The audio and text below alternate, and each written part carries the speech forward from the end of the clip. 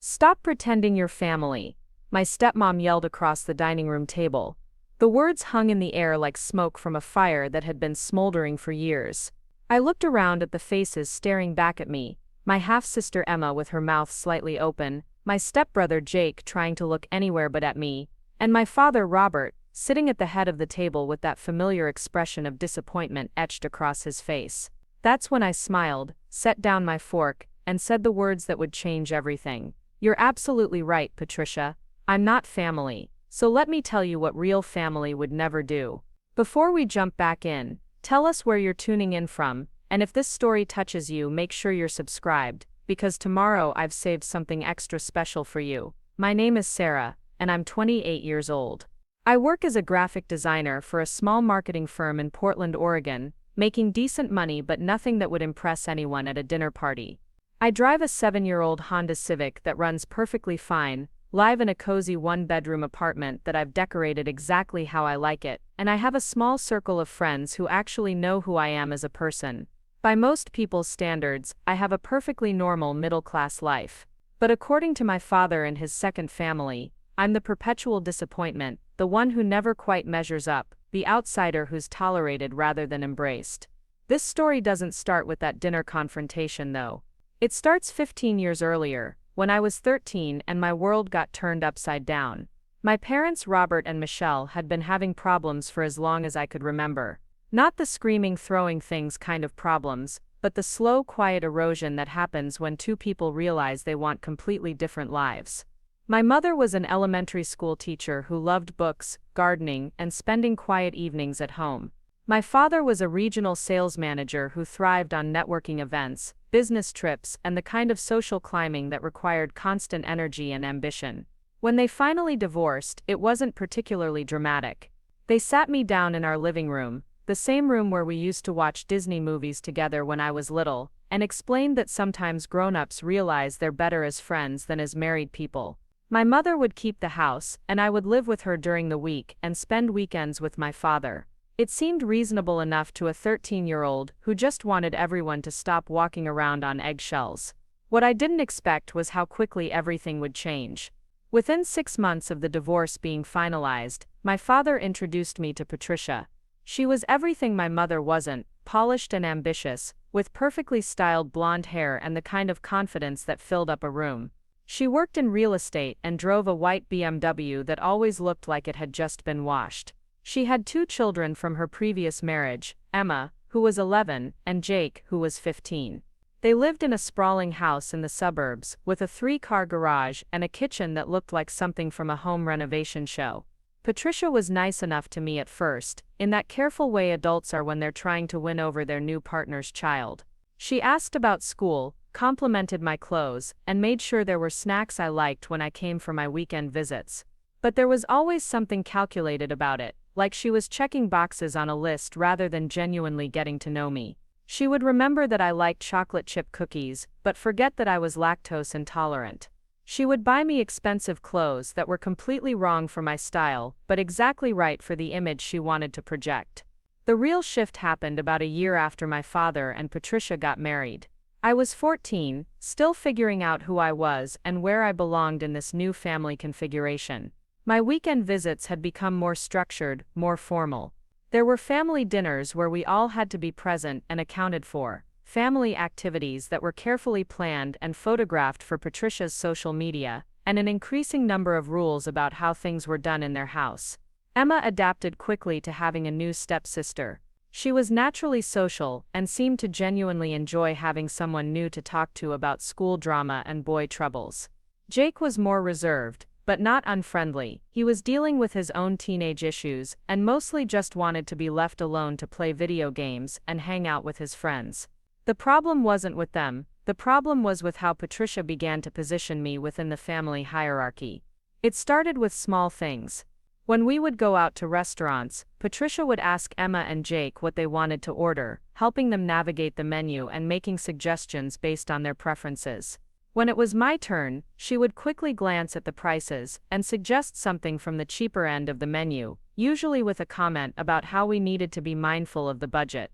When Emma needed new clothes for school, it was a fun mother-daughter shopping trip that lasted all afternoon.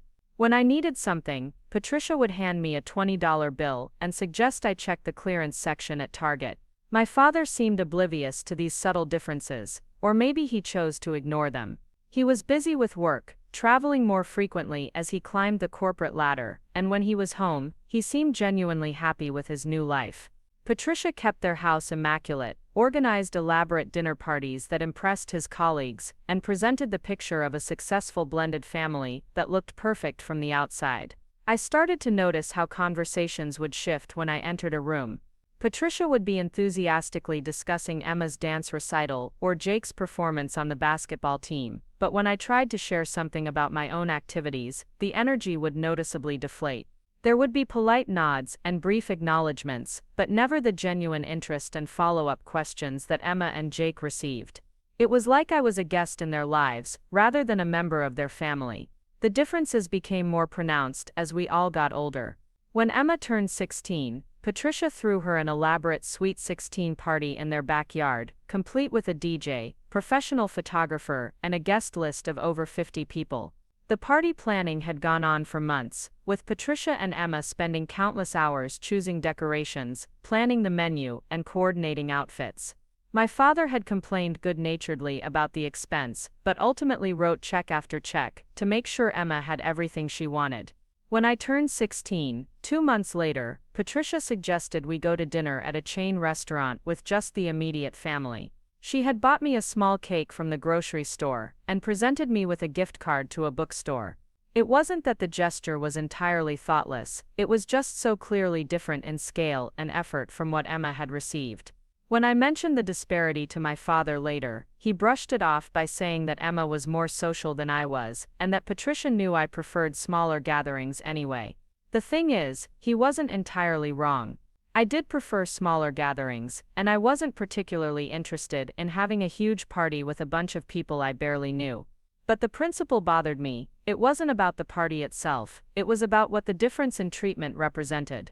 It was about being seen as worthy of the same level of thought, effort, and celebration. This pattern continued through my high school years. When Jake needed a car for his senior year, my father bought him a used but reliable Honda Accord. When Emma needed a car the following year, they upgraded to a slightly newer model, with better features. When I got my license and asked about getting a car, my father suggested I start saving my babysitting money, and maybe they could help me find something affordable in a few years. I ended up taking the bus to school and borrowing my mother's car when I absolutely needed transportation. College planning was another minefield. Jake had always been a decent student, not exceptional but solid, and he had expressed interest in studying business like my father. Patricia and my father spent considerable time researching colleges, arranging campus visits, and working with a private college counselor to optimize his applications. They celebrated when he got accepted to a respectable state university, and my father proudly wrote tuition checks, viewing it as an investment in Jake's future success. Emma was a strong student, with a talent for art, and when she expressed interest in pursuing graphic design, Patricia immediately began researching art schools and programs. They attended college fairs together, built a portfolio, and applied to some expensive private art schools.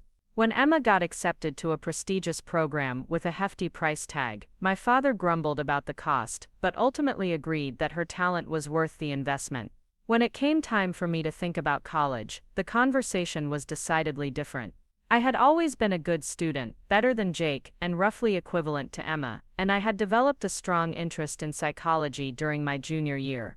I dreamed of eventually becoming a therapist, and maybe working with adolescents who were struggling with family transitions, drawing from my own experiences to help others navigate similar challenges. When I brought up my college plans at one of our family dinners, the response was lukewarm at best. Patricia immediately started talking about in-state tuition rates and the importance of choosing a practical major that would lead to stable employment. She suggested I consider community college for my first 2 years to save money, then transfer to a state school for a degree in something reliable, like education or business administration. When I mentioned my interest in psychology, she wrinkled her nose and made a comment about how competitive and uncertain that field was. My father's response was even more discouraging. He launched into a lecture about the importance of return on investment when it came to education, questioning whether a psychology degree would provide enough earning potential to justify the expense. He suggested I think seriously about what I really wanted to do with my life, and whether there were more practical ways to achieve my goals. Maybe I could minor in psychology, while majoring in something more marketable, he suggested, or consider it as a personal interest rather than a career path. The contrast with how Jake's and Emma's ambitions had been received was stark and painful. Jake's interest in business had been met with enthusiasm and immediate support. Emma's artistic talents had been celebrated and nurtured. My intellectual curiosity and desire to help people was met with skepticism and budget concerns. I ended up applying to colleges, mostly on my own, using school resources and online information to navigate the process. My mother helped where she could, but as a public school teacher, her knowledge of college admissions was limited, and her financial resources were stretched thin. I applied for every scholarship I could find, wrote essay after essay, and hoped that my grades and test scores would be enough to open doors. When I got accepted to a good state university with a partial scholarship, I was thrilled. It wasn't my dream school, but it had a solid psychology program, and the financial aid package made it feasible if I took out student loans and worked part-time. When I shared the news at dinner, the congratulations felt perfunctory compared to the celebrations that had surrounded Jake's and Emma's acceptances. Patricia's first comment was about how I would need to be very careful about taking on too much debt, followed by a suggestion that I might want to reconsider my major choice one more time before committing. My father nodded along, adding that college was a big investment, and I needed to make sure I was approaching it with realistic expectations. The message was clear, even if it was never stated directly. Jake's education was an investment worth making. Emma's artistic development was a talent worth nurturing. My dreams of becoming a psychologist were an expensive risk that I would need to manage largely on my own. College turned out to be exactly what I needed. Away from the subtle dynamics of my father's house, I thrived academically and socially. I loved my psychology classes, formed close friendships with people who shared my interests and values, and gradually built confidence in my own abilities and judgment. I worked in the campus writing center, tutoring other students, and discovering that I had a gift for helping people organize their thoughts and express themselves clearly. I also met Marcus during my sophomore year. He was a year ahead of me, studying environmental science, and he had the kind of easy confidence that came from growing up in a family where his dreams and ambitions had always been taken seriously. His parents were both professors, his older sister was in medical school, and family dinners at his house involved lively discussions about current events, academic research, and future plans. The first time he invited me home for a weekend, I was amazed by how different family dynamics could be. At Marcus's family dinner table, everyone's opinions were valued and debated. His younger brother, still in high school, was encouraged to share his thoughts about a book he was reading for English class. His sister called from medical school to update everyone on her rotations, and their parents asked thoughtful questions and offered genuine encouragement. When Marcus told them about a research project he was working on, they listened intently and asked follow-up questions that showed they understood and cared about his academic work. When I mentioned my own studies, they showed the same level of interest and engagement. They asked about my favorite classes, what I hoped to do after graduation, and whether I had considered graduate school. Preparing and narrating this story took us a lot of time, so if you are enjoying it, subscribe to our channel. It means a lot to us. Now back to the story. They didn't question the practicality of my major or suggest alternative paths. They simply accepted that I was a smart, capable person with legitimate academic and professional goals. The contrast with my own family dynamics was both painful and illuminating. I began to realize that the treatment I had been receiving wasn't normal or inevitable. It was a choice that Patricia and my father were making, consciously or unconsciously, about my value and place within their family structure. My weekend visits home became increasingly strained. The more confident and self-possessed I became at college, the more I noticed the subtle ways I was marginalized during family gatherings.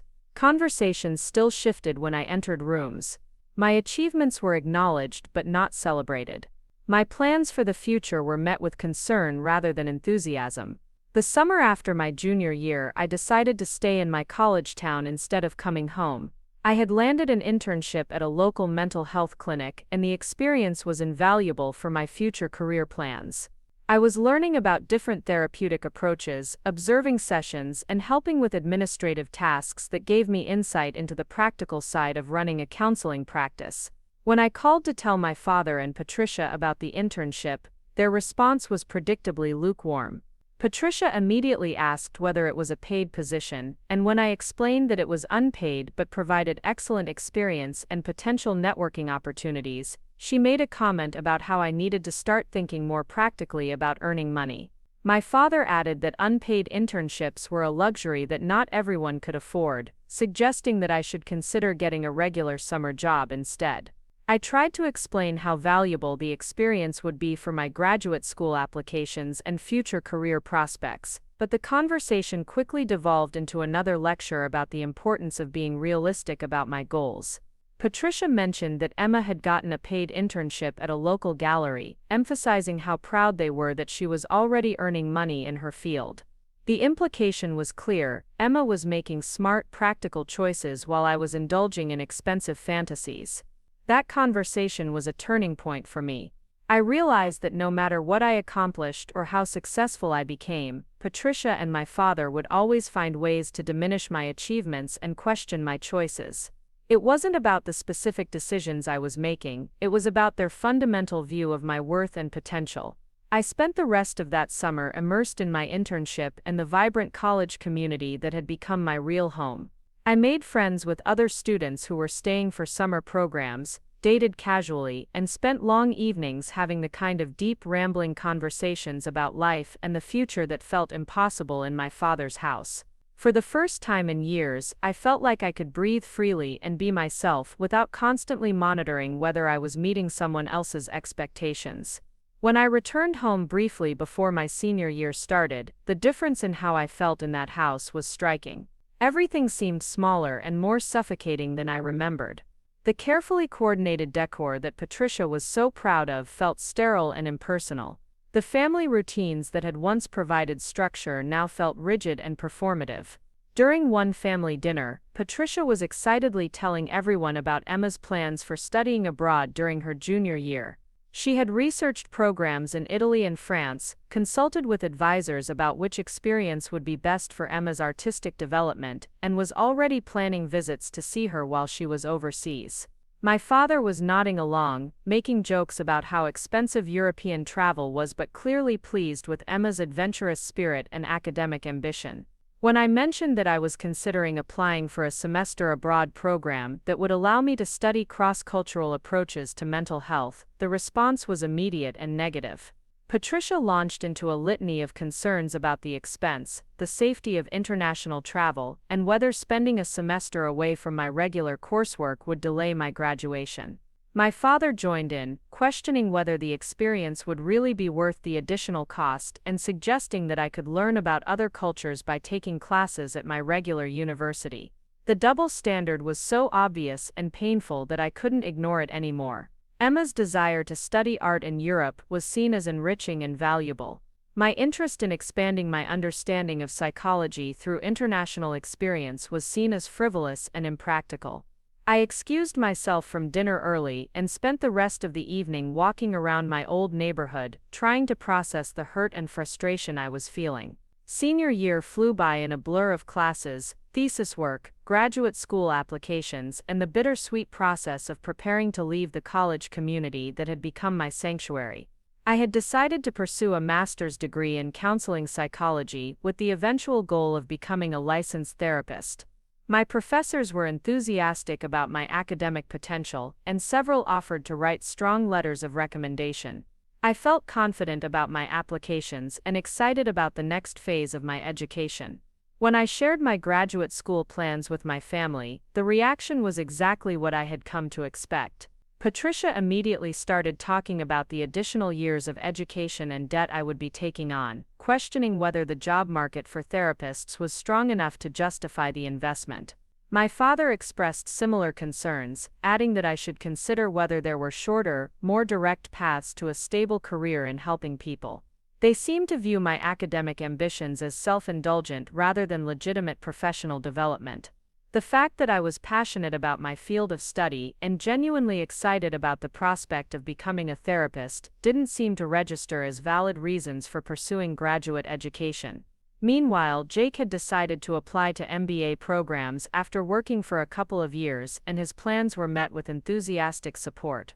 Patricia and my father were proud that he was thinking strategically about his career advancement and were already talking about the networking opportunities and salary increases that would come with an advanced business degree. The contrast was so stark that I finally decided to address it directly.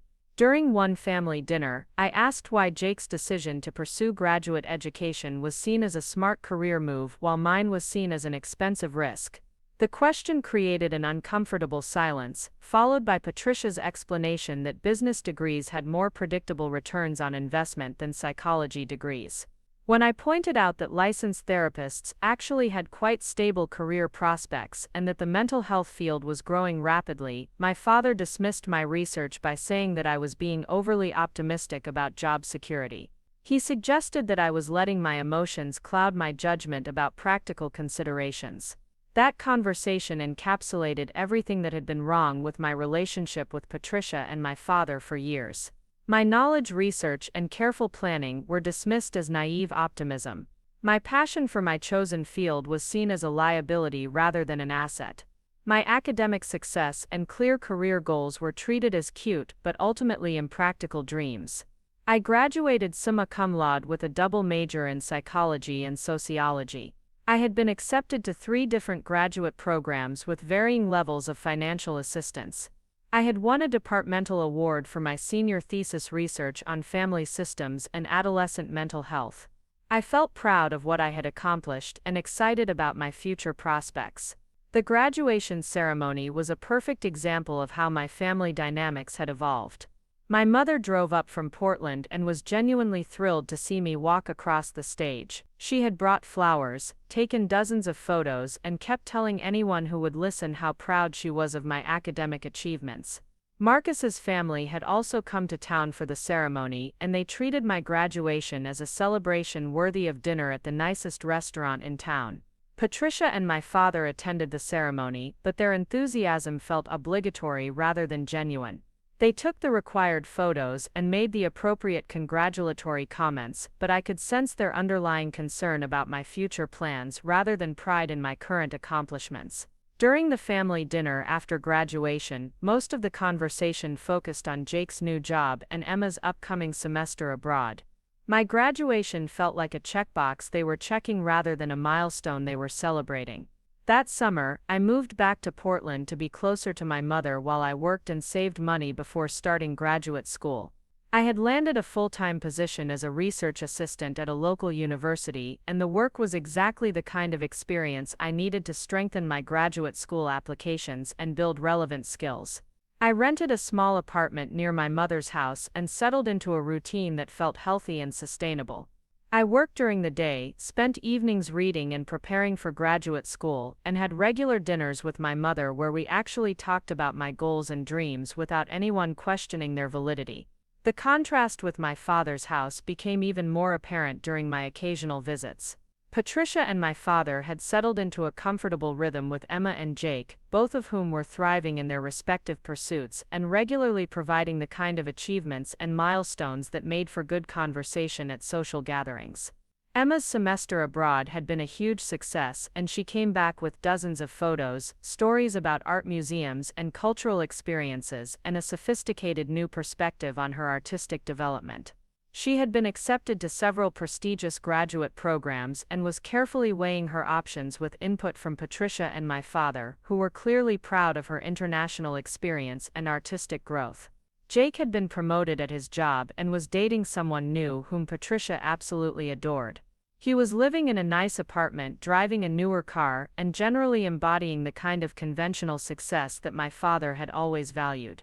His plans to apply to MBA programs were moving forward with full family support and financial assistance.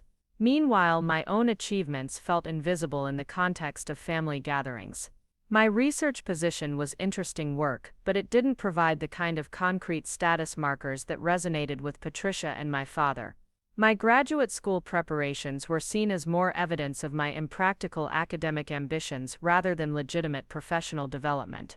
The final straw came during a family barbecue in late summer.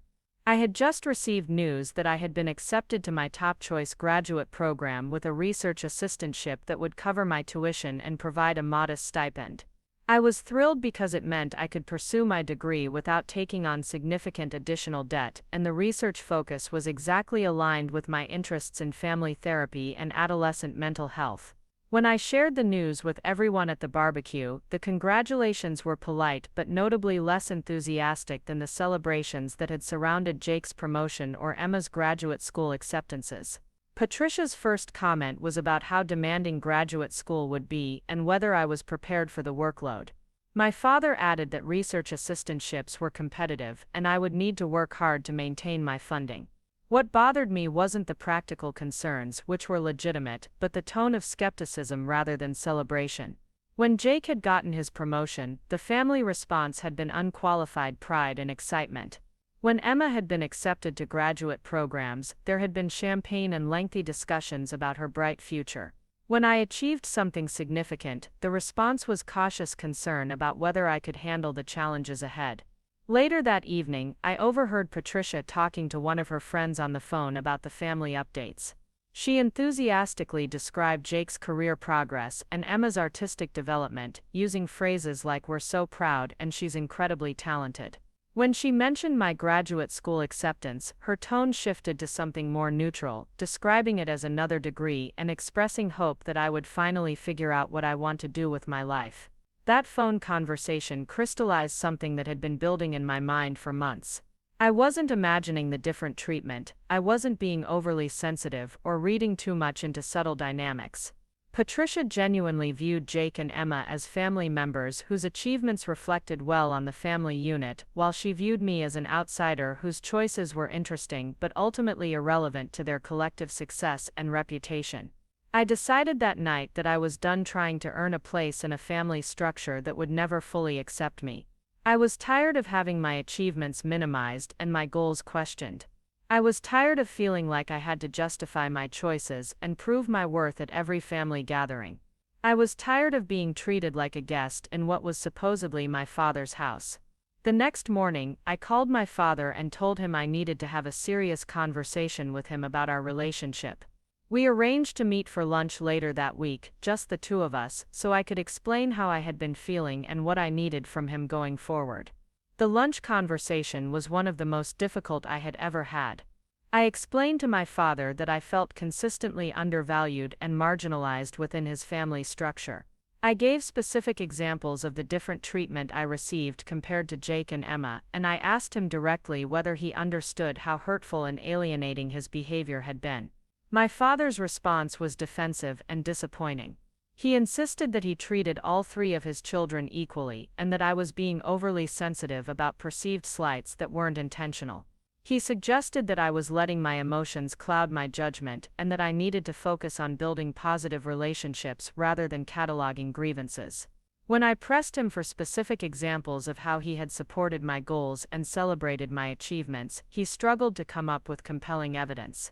Instead, he turned the conversation back to my attitude, suggesting that I had always been more difficult and less adaptable than Jake and Emma, and that my complaints were really about my own insecurities rather than any real problems with how he had treated me.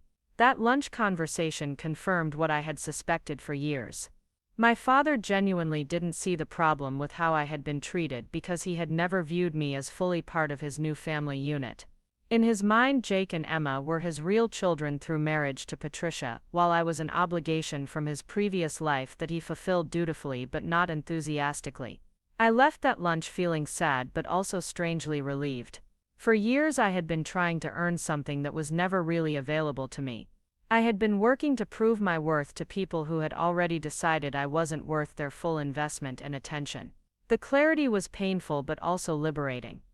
I decided to focus entirely on my own life and goals, rather than continuing to seek validation from a family structure that would never provide it. I threw myself into preparing for graduate school, strengthened my relationship with my mother, and spent time with Marcus and other friends who actually saw and valued who I was as a person. Graduate school turned out to be exactly what I had hoped it would be. The coursework was challenging but engaging, my research assistantship provided valuable experience and professional connections, and I felt like I was finally developing the skills and knowledge I needed to build a meaningful career helping people. I also met David during my second semester. He was a doctoral student in clinical psychology, 3 years ahead of me in the program, and he had the kind of quiet confidence that came from knowing exactly what he wanted to do with his life and working steadily toward those goals. His family had always been supportive of his academic ambitions, and he couldn't quite understand why I was so hesitant to share details about my own family dynamics. The first time David met my mother, they hit it off immediately. She was genuinely interested in his research, asked thoughtful questions about his career plans, and made him feel welcome and valued. When I told him about the contrast between my mother's support and my father's skepticism, he was shocked by the difference in treatment I had received. David came with me to a few family gatherings at my father's house, and he was able to observe the dynamics I had been describing for years. He noticed how conversations shifted when I entered rooms, how my achievements were acknowledged but not celebrated, and how my opinions and perspectives were subtly dismissed or ignored. After one particularly awkward family dinner, where Patricia had spent most of the evening talking about Emma's latest artistic project, while barely acknowledging my recent acceptance to present research at a national conference, David asked me why I continued to subject myself to those gatherings. It was a fair question that I had been avoiding asking myself. The truth was that I kept hoping something would change. I kept thinking that if I achieved enough or proved my worth sufficiently, I would finally earn the kind of acceptance and celebration that Jake and Emma received automatically. But David's outside perspective helped me see that the problem wasn't with my achievements or worthiness. The problem was with a family system that had already decided who belonged and who didn't. That realization led to a gradual but significant shift in how I approached my relationship with my father's family. I stopped attending every gathering and started declining invitations that felt more obligatory than welcoming. I stopped sharing details about my academic and professional successes with people who had consistently minimized and questioned them. I focused my energy on relationships that were reciprocal and supportive. The change didn't go unnoticed. Patricia made several comments about how I seemed to be pulling away from the family, usually framed as concern for my well-being, rather than acknowledgement of her own role in creating the dynamic. My father called occasionally to ask why I wasn't coming around as much, but he never seemed genuinely curious about my perspective or interested in addressing the underlying issues. By the time I finished my master's degree and started my doctoral program, I had established a much healthier distance from my father's family. I was polite when we interacted, but I no longer invested emotional energy in trying to change their perception of me or earn their approval. I had built a life filled with people who valued my goals, celebrated my achievements, and treated me as a full and equal participant in their social networks. The contrast became even more apparent as Jake and Emma continued to hit traditional milestones that generated family excitement and celebration. Jake completed his MBA and landed a high-paying job at a consulting firm, which resulted in a family dinner celebration and lengthy discussions about his bright future. Emma finished her graduate program and had her first solo art show, which the entire family attended with great fanfare and pride. Meanwhile, I was making steady progress through my doctoral program, conducting research that was being recognized in academic circles, and developing expertise that would allow me to help families navigate exactly the kinds of dynamics I had experienced. But because my achievements were academic rather than financial or artistic, they didn't register as significant accomplishments in my father's value system. The final breaking point came during what was supposed to be a casual family dinner celebrating Emma's recent engagement. She had been dating a fellow artist for 2 years, and they had decided to get married the following summer. The entire family was thrilled, and the conversation naturally focused on wedding planning, engagement party ideas, and general excitement about Emma's happiness and future. I was genuinely happy for Emma, who had always been kind to me even when Patricia and my father were creating uncomfortable dynamics. I participated in the congratulations and listened to the wedding planning discussions with appropriate enthusiasm. But as the evening progressed, the conversation took a turn that highlighted everything that had been wrong with my place in this family for years. Patricia started talking about how excited she was to have both of her children settled and successful, with Jake thriving in his business career, and Emma building a life with someone who shared her artistic passions. She went on to describe how proud she was of the family they had built together, and how fortunate they all were to have found their paths in life. The words both of her children hit me like a physical blow. After years of being included in family gatherings, living in the same house during my teenage years, and participating in countless family activities, I was still not considered one of Patricia's children. Jake and Emma were her children. I was something else entirely, a peripheral figure who had been present but not truly part of the family unit. My father didn't notice my reaction to Patricia's comment about both of her children, but David did. He reached for my hand under the table, squeezing gently as I struggled to maintain my composure. The conversation continued around us, with plans for engagement parties and wedding venues, but I felt like I was watching it all from underwater, distant and muffled. When we got back to my apartment that night, David asked me directly what I planned to do about the situation. He had been patient with my family dynamics for over a year, attending gatherings and witnessing the subtle but consistent ways I was marginalized, but that evening had been particularly stark. Even he, as an outsider, could see how deliberately I had been excluded from Patricia's vision of her family. I didn't have a good answer because I had been avoiding the question for months. Part of me still hoped that something would shift, that my father would eventually recognize what was happening and stand up for me, or that Patricia would realize how hurtful her behavior had been, and make an effort to include me more genuinely. But David's question forced me to confront the reality that nothing was going to change unless I changed it. The next few weeks were a turning point in how I approached my relationship with my father's family. I stopped initiating contact and started declining invitations that felt more like obligations than genuine desires to spend time together. When Patricia called to invite me to Emma's engagement party, I politely declined, explaining that I had prior commitments. When my father asked why I wasn't coming, I gave a vague response about being busy with my doctoral research. The engagement party happened without me, and from what I heard through family updates, it was a lovely event with close friends and extended family celebrating Emma's happiness. I felt a small pang of sadness about missing it, not because I particularly wanted to attend another family gathering where I felt like an outsider, but because it represented another step in my gradual separation from people who had been part of my life for 15 years. That separation accelerated over the following months. I stopped attending regular family dinners and limited my visits to major holidays and unavoidable occasions. The change was noticed but not directly addressed. Patricia would make comments about how busy I must be with school, and my father would occasionally ask if everything was okay, but neither of them seemed genuinely curious about why I was pulling away. Meanwhile, my own life was flourishing in ways that had nothing to do with my father's family. My doctoral research was going well, I had been accepted to present at several academic conferences, and I was building professional relationships that would be valuable for my future career. David and I had moved in together, and his family had welcomed me with the kind of warmth and genuine interest that I had never experienced from Patricia. The contrast became even more apparent during a weekend visit to David's parents' house. His mother asked detailed questions about my research, remembered things I had mentioned in previous conversations, and seemed genuinely proud of my academic achievements. His father wanted to know about my career plans and offered to connect me with a colleague who worked in a related field. His younger sister, home from college, treated me like family from the moment we met. At dinner, everyone's contributions to the conversation were valued equally. When I mentioned a paper I was writing about family systems and mental health, David's parents asked thoughtful follow-up questions and seemed genuinely interested in my perspective.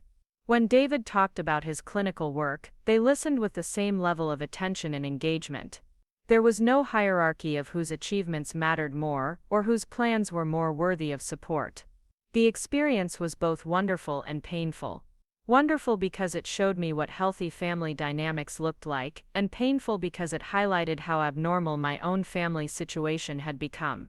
I realized that I had been accepting treatment that was fundamentally disrespectful and hurtful, not because it was inevitable or normal, but because I had been conditioned to believe that it was the best I could expect. That realization strengthened my resolve to maintain boundaries with my father's family. When Emma's wedding planning went into full swing 6 months later, I was invited to participate in various pre-wedding events, but declined most of them.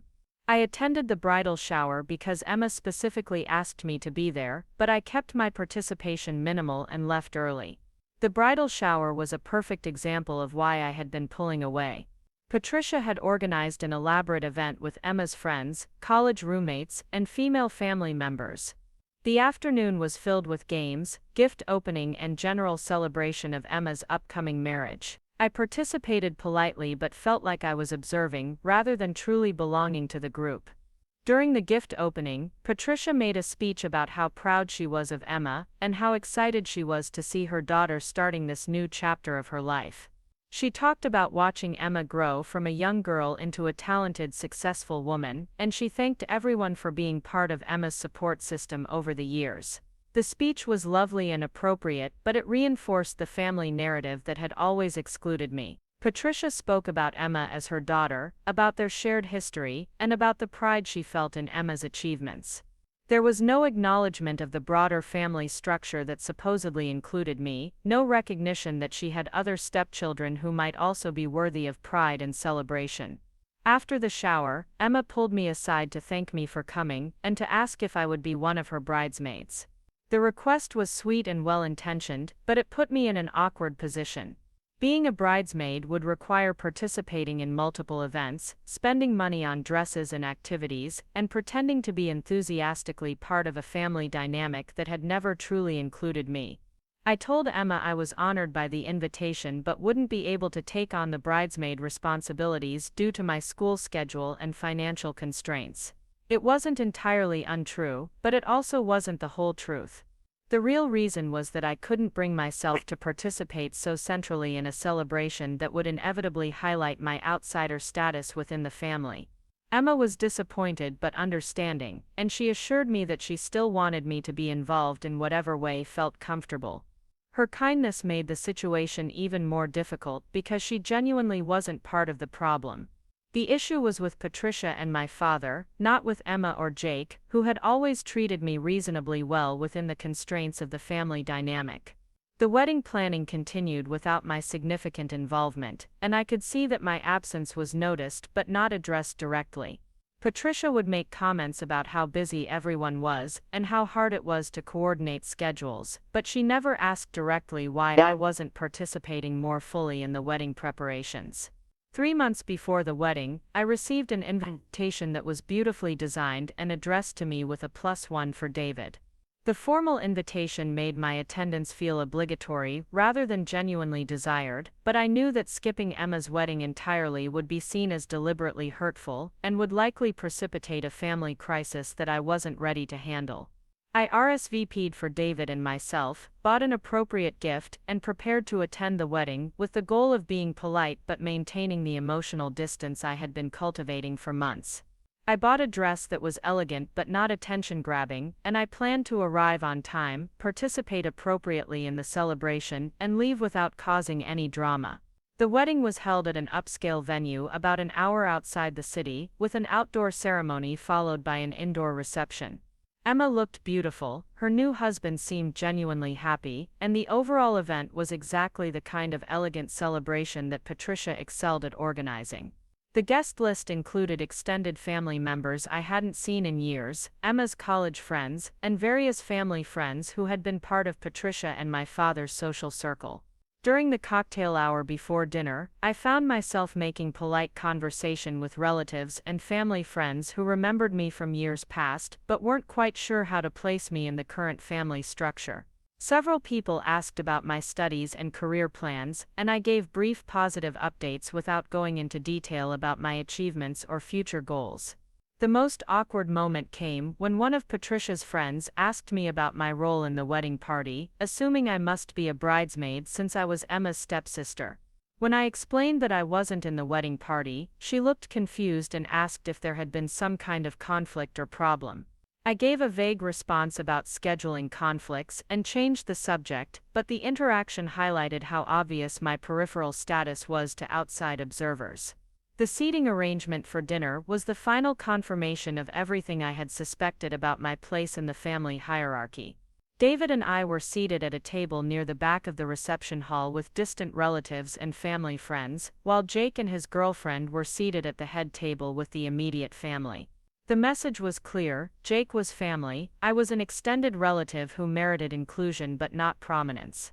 During dinner, I watched from our distant table as Patricia gave a heartfelt speech about Emma's journey from childhood to adulthood, sharing memories and expressing pride in the woman Emma had become. My father also spoke, welcoming Emma's new husband to the family, and talking about the joy of seeing his daughter so happy and settled. The speeches were touching and appropriate, but they reinforced the narrative that had always excluded me. Patricia spoke about Emma as her daughter, my father spoke about Emma as his daughter, and there was no acknowledgement of any other children or stepchildren who might also be part of their family structure. After dinner, during the dancing portion of the reception, I found myself standing on the periphery of the celebration, watching as Emma danced with my father in the traditional father-daughter dance. The moment was sweet and emotional, and I felt genuinely happy for Emma, but I also felt the familiar ache of being an observer rather than a participant in my own family's milestones. David noticed my discomfort and suggested we leave early, but I wanted to stay through the traditional events to avoid any appearance of rudeness or drama. We stayed through the cake cutting and bouquet toss, participated appropriately in the celebration, and left during the general exodus of guests who weren't planning to stay for the late-night dancing. On the drive home, David asked how I was feeling about the evening. I told him I was happy for Emma but confirmed in my decision to maintain distance from family events that consistently highlighted my outsider status. The wedding had been beautiful, and Emma deserved all the happiness in the world, but it had also been a clear reminder of where I stood in the family hierarchy. The weeks following the wedding brought an unexpected development. Emma and her new husband decided to move across the country for his job, and the family rallied around helping them with the transition. Patricia was devastated to lose her daughter to such a long distance, and there were multiple family gatherings to plan farewell events and help with packing and logistics. I was invited to these gatherings but declined most of them, citing work and school commitments. The truth was that I couldn't bring myself to participate in the emotional farewell process for someone who had always been treated as more important and more worthy of family investment than I was. My absence from these events was finally noticed and commented on directly. Patricia called me one evening to ask why I wasn't participating in Emma's farewell activities, and I gave an honest but diplomatic response about being overwhelmed with my doctoral program requirements. Patricia's response was telling. She expressed frustration that I wasn't making more effort to prioritize family during this important transition, and she suggested that I was being selfish by focusing on my academic work instead of supporting Emma during a difficult time. The conversation crystallized everything that had been wrong with our relationship for years. When Emma needed support for her life transitions, it was everyone's responsibility to rally around her. When I had needed support for my own transitions and achievements, it had been my responsibility to manage independently without expecting too much from the family. I told Patricia that I had been managing my own major life transitions without significant family support for years, and that I assumed Emma had the same strong support system for her move that she had always enjoyed for other milestones. Patricia was silent for a moment, then suggested that I was being unnecessarily difficult, and that family relationships required effort from everyone. The conversation ended awkwardly, with neither of us willing to address the underlying issues directly. But it marked another step in my gradual disengagement from my father's family system. I realized that any attempt to explain my perspective or seek more equitable treatment would be viewed as selfish complaining rather than legitimate concerns about family dynamics. Emma moved away 2 months later, and the family settled into a new rhythm without her daily presence. Jake was still local and continued to be the primary focus of Patricia and my father's attention and investment. He had been promoted again at work and was talking about buying a house, both developments that generated significant family excitement and discussion. Meanwhile, I was making substantial progress in my doctoral program and had been offered a research position that would provide valuable experience and strengthen my academic credentials. The opportunity was exactly the kind of thing that would have generated family celebration if it had happened to Jake or Emma, but when I mentioned it during a rare family phone call, the response was polite but notably unenthusiastic. My father's first question was whether the research position would delay my graduation, and Patricia added concerns about whether I was taking on too much responsibility. There was no celebration of the opportunity, no pride in my achievement, and no interest in the details of what the research would involve. The contrast with how Jake's career developments were received was striking and hurtful. When he had been promoted, there had been congratulations, dinner celebrations, and lengthy discussions about his professional growth. When I achieved something significant, the response was concern and skepticism rather than pride and excitement. That conversation was another turning point in my relationship with my father's family. I realized that no matter what I accomplished or how successful I became, my achievements would always be viewed with suspicion rather than celebration. The problem wasn't with my goals or my performance. The problem was with a family system that had decided I wasn't worth their full investment and enthusiasm.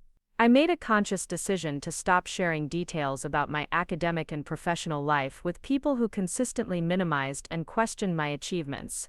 Instead, I focused on building relationships with people who valued my goals and celebrated my successes. My mother was thrilled about my research opportunity and wanted to hear every detail about what the work would involve. David's family was equally enthusiastic and proud of my academic progress. The contrast between these supportive relationships and my father's family dynamic became even more apparent over the following months.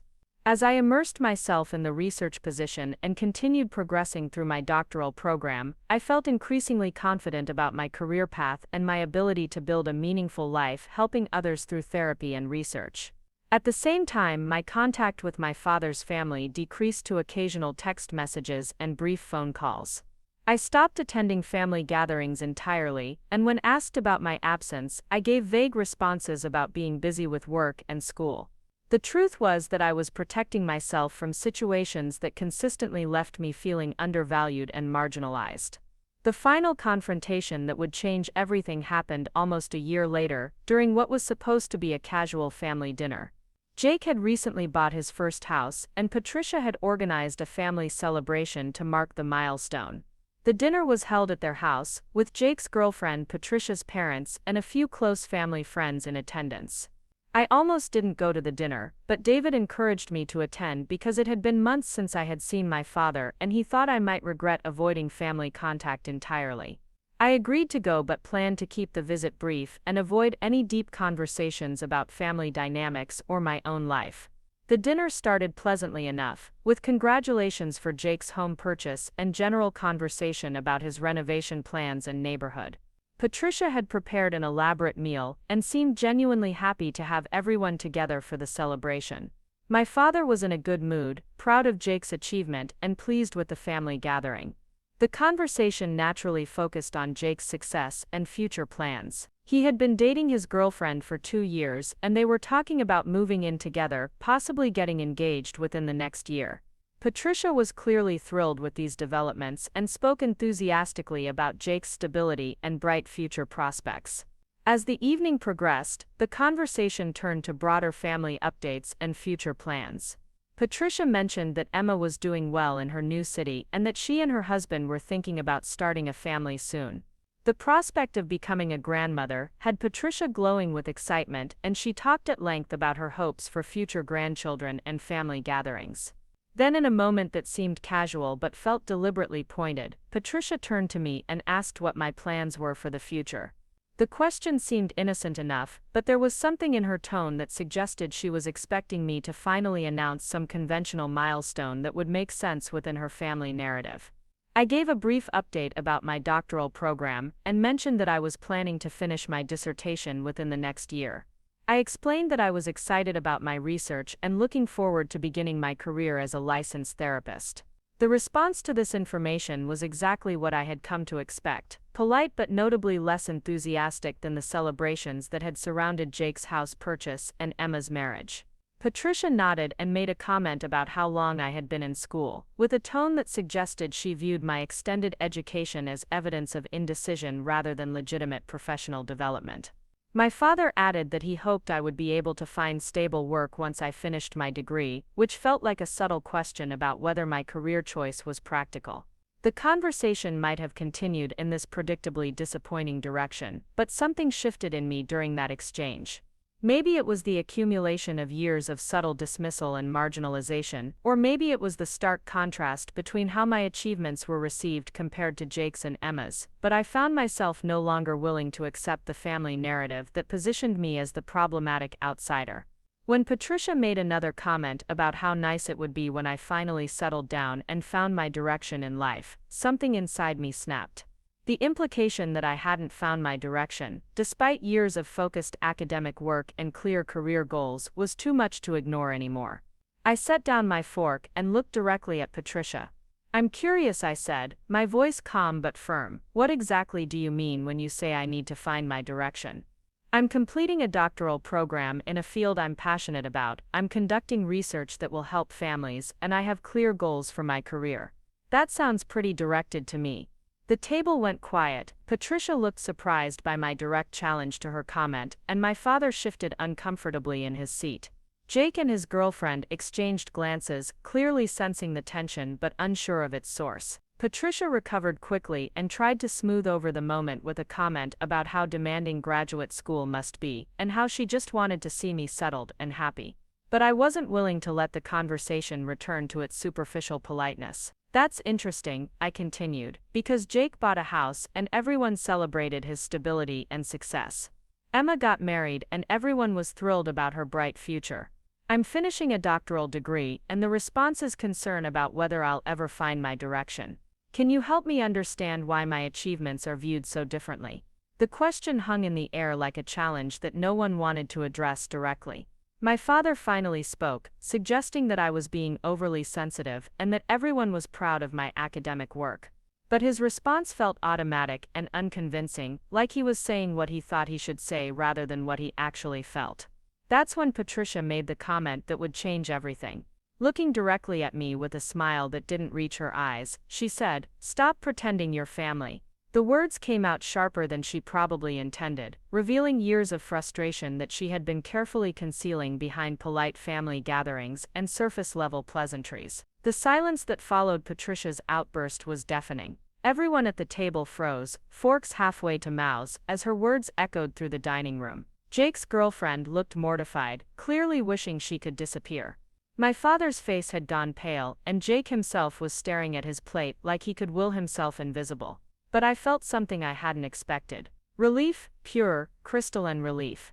After years of walking on eggshells, trying to earn my place, questioning whether I was imagining the subtle rejections, Patricia had finally said out loud what I had always suspected she felt. I wasn't family to her, I never had been. I smiled, actually smiled, as I carefully placed my napkin beside my plate. "You know what, Patricia, you're absolutely right, I'm not family. So let me tell you what real family would never do." I stood up slowly, my voice steady and calm. Real family wouldn't seat their daughter at the back of a wedding with distant cousins while celebrating their stepson at the head table. Real family wouldn't question every achievement and dismiss every goal as impractical dreaming. Real family wouldn't celebrate MBA plans while treating doctoral programs like expensive hobbies. Patricia's mouth opened and closed, but no words came out. My father finally found his voice. "Sarah, please sit down. Let's discuss this rationally." I laughed, a sound that surprised even me with its lightness. "Rationally, like how you rationally explained why Jake's business degree deserved family investment, while my psychology degree was a risky financial decision. Like how you rationally celebrated Emma's study abroad, while questioning whether my research opportunities were worth the cost." "That's not fair," my father said, but his voice lacked conviction. "You're right, it's not fair, it never was." I picked up my purse, feeling lighter with each word. Real family would have been proud when I graduated summa cum laude. Real family would have celebrated when I got into graduate school. Real family would have supported my research instead of questioning whether I'd ever amount to anything. Patricia finally found her voice. "We always supported you. We came to your graduation, you attended events," I interrupted. "There's a difference between showing up and supporting someone. Emma's art show got a family celebration. Jake's promotion got dinner and champagne. My doctoral acceptance got concerns about debt and lectures about practicality." The room was so quiet I could hear the grandfather clock ticking in the hallway. David, who had been silent throughout the meal, stood up beside me. He had witnessed enough family dinners to understand exactly what was happening. "Sarah," my father tried again, "you're part of this family. We love you." I shook my head. "No, you love the idea of being the kind of man who includes his daughter from his first marriage. But you never actually included me. You tolerated me." Patricia's composure finally cracked. "You always made everything difficult." Emma and Jake were grateful for what they received. They didn't constantly complain about not getting enough attention. "Because they got attention," I said simply. "They got pride, celebration, investment, and genuine interest in their lives. I got polite questions and concerned lectures." I walked toward the door, then turned back. "You know what's funny? I spent years thinking something was wrong with me. That I wasn't accomplished enough, successful enough, or grateful enough to earn your approval. But I was looking at it all wrong." My father stood up. "Sarah, please don't leave like this." "I'm not leaving like anything," I said. "I'm simply accepting what Patricia just made crystal clear. I'm not family. And honestly, that's perfectly fine with me." The drive home was silent, except for David's occasional concerned glances. When we got to our apartment, he finally spoke. "Are you okay?" I considered the question. Was I okay? I had just severed ties with my father's family in front of everyone. I had walked away from 15 years of trying to belong somewhere. I was never truly wanted, but as I thought about it, I realized I felt better than I had in years. "I'm more than okay," I told him. "I'm free." The next few days brought a flurry of phone calls and text messages that I largely ignored. My father called multiple times, leaving voicemails that ranged from apologetic to frustrated to pleading. Patricia sent a text saying she had spoken in anger and wanted to talk. Even Jake reached out, saying he was sorry about how the dinner had ended. But I had finally seen the situation clearly, and there was nothing left to discuss. Patricia had been honest for the first time in 15 years, and I was grateful for that honesty. It had freed me from the exhausting cycle of hoping for acceptance that would never come. I focused on my doctoral research with renewed energy. Without the constant drain of family dynamics weighing on my mind, I found myself more creative, more focused, and more confident in my work. My advisor noticed the change and commented on how much my writing had improved and how clearly I was thinking about my research questions. 3 months later, I successfully defended my dissertation proposal. It was a significant milestone that would have once prompted me to share the news with my father's family, hoping for some recognition of my achievement. Instead, I celebrated with David, my mother, and the academic colleagues who had become my real support system.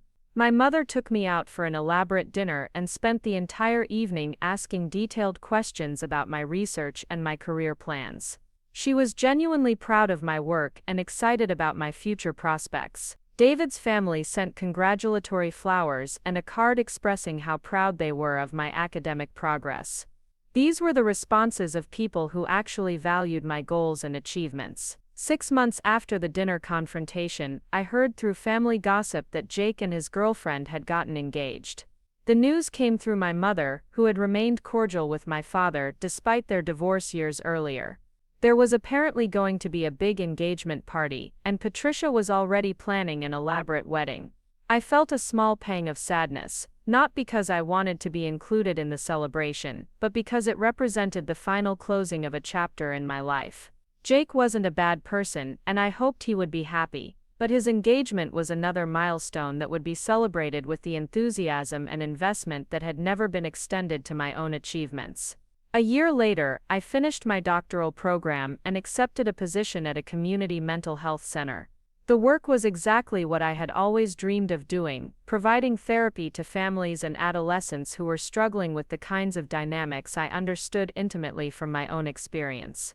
My first client was a 16-year-old girl whose parents had divorced and remarried, creating a blended family where she felt like an outsider.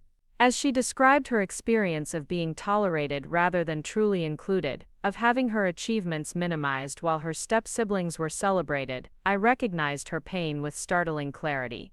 Working with her and other clients in similar situations, I realized that my own painful family experience had given me insights and empathy that made me a better therapist. I could help these families identify unhealthy dynamics and work toward more equitable relationships because I had lived through the alternative. 2 years after finishing my degree, I was invited to present my research at a national conference. The presentation went well, and I received positive feedback from other researchers in the field. As I stood in the conference hotel lobby afterward, surrounded by colleagues who respected my work and valued my contributions, I realized how completely my life had transformed. I had built a career that fulfilled me, relationships that supported me, and a sense of self-worth that didn't depend on earning approval from people who had never been willing to give it. The painful process of separating from my father's family had been necessary for me to discover who I really was and what I was capable of achieving. That evening, I called my mother to share the news about my successful presentation. She was thrilled and wanted to hear every detail about the questions I had received and the feedback from other researchers. As we talked, I reflected on how different my life might have been if I had continued trying to earn acceptance from people who viewed my goals and achievements as problematic rather than praiseworthy.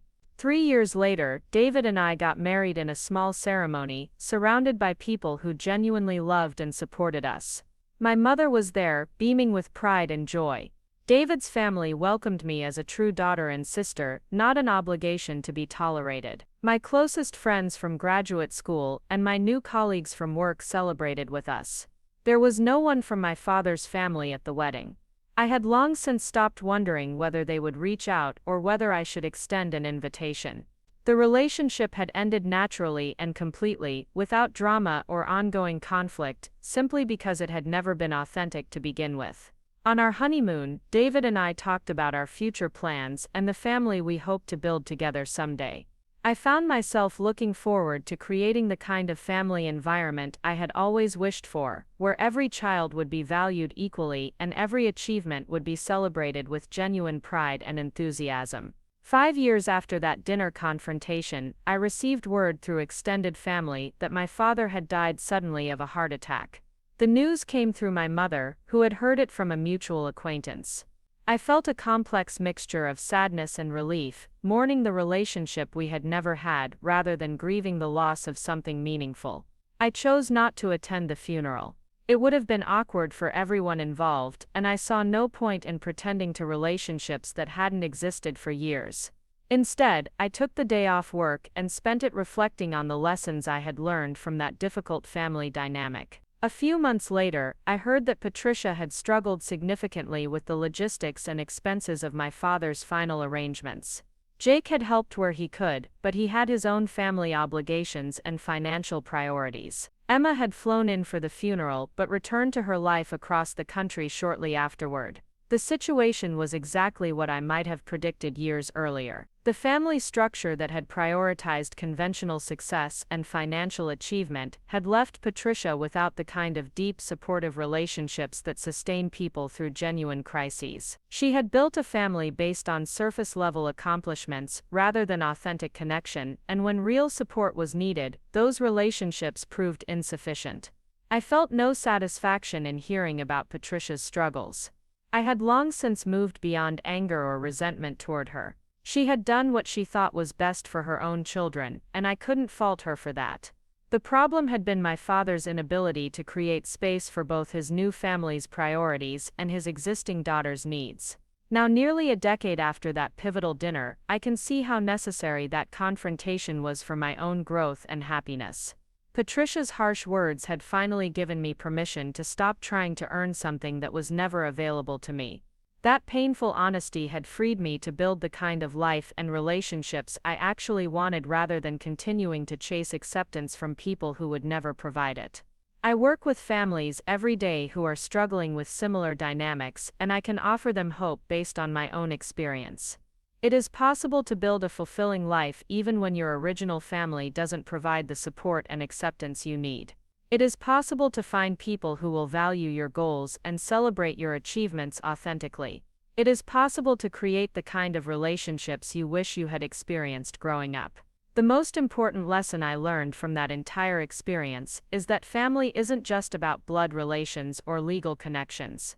Real family consists of people who genuinely care about your well-being, who support your dreams even when they don't understand them, and who celebrate your successes without reservation or qualification. I found that kind of family eventually, but only after I stopped trying to force it with people who were never willing to provide it. Sometimes the most loving thing you can do for yourself is to accept reality and build something better elsewhere. Up next, you've got two more standout stories right on your screen. If this one hit the mark, you won't want to pass these up. Just click and check them out.